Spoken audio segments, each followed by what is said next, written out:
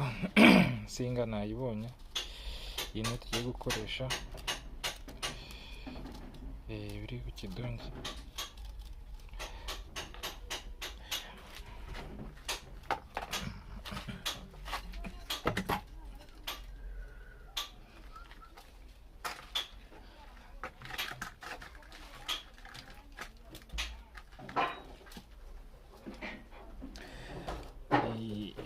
Tugiye gutangira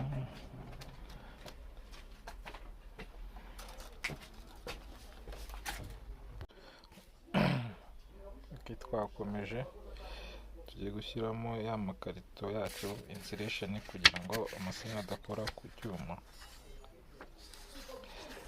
Tugiye gukora turebe ko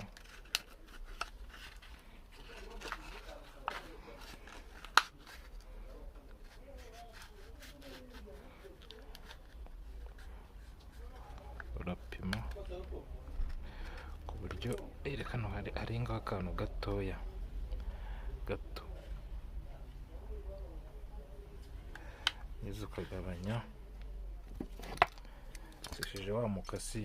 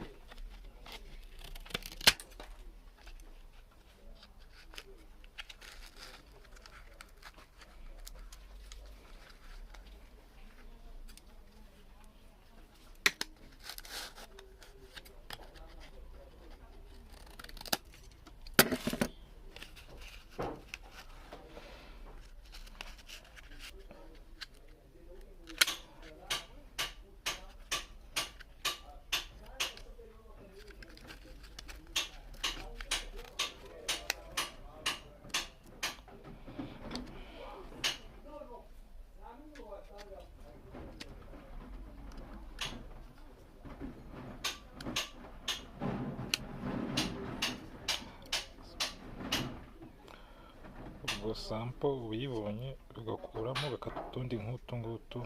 Ubwo nitunga rimwe, tubiri, dutatu, tune, turakata tune.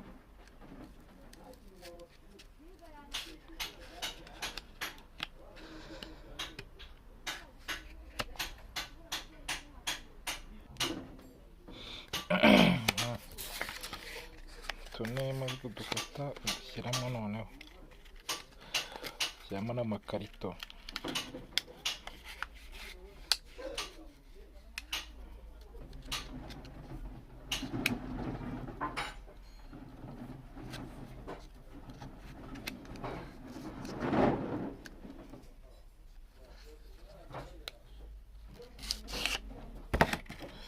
Amakarito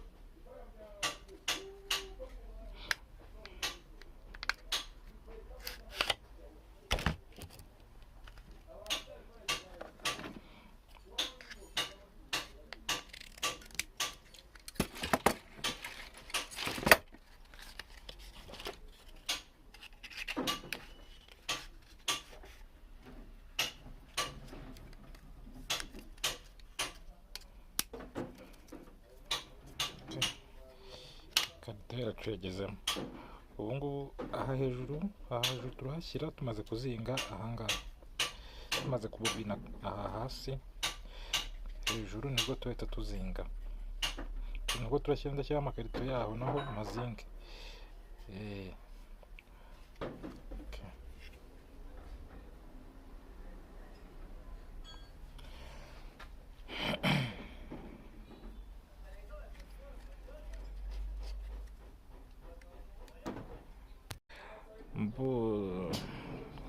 gutangira kuzinga, tubanza turebe cya kimenyetso twari twashyizeho ngiki hano.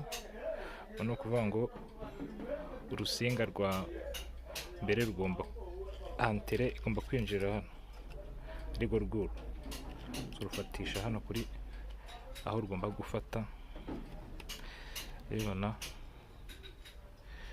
noneho ugahita utangira kuzinga ubara. Ubu ni rimwe, sibyo? Ubu ni rimwe,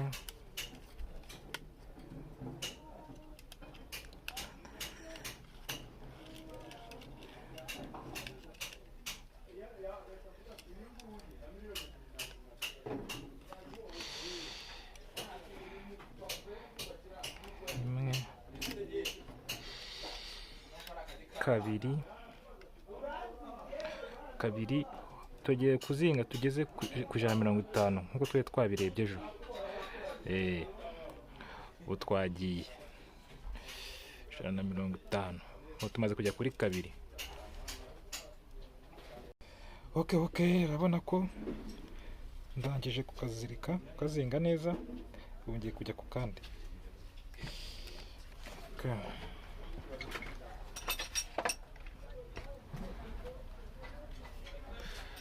Kameze neza. Ubwo ahangaha izi nsinga ndaza kuzishishura, nzifatisha hano nari naziciye mafatanye. Nabwiye ko izi nsinga ziba zezuye, kujya kuzihuze urashishura. Tugiye gutangira kandi nababwiye ko twatangiriye hano ari antere, ubwo n'indi antere kwa kuri nababwiye irahitiza izi hano, sibyo? Tugira dutya antere aho winjiriye, aho bobine yinjiriye,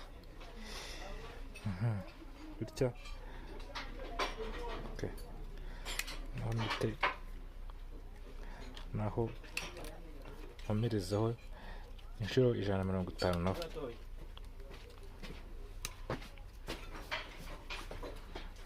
Naho tugiye kuzinga inshuro 150. Urabona ko bimeze neza.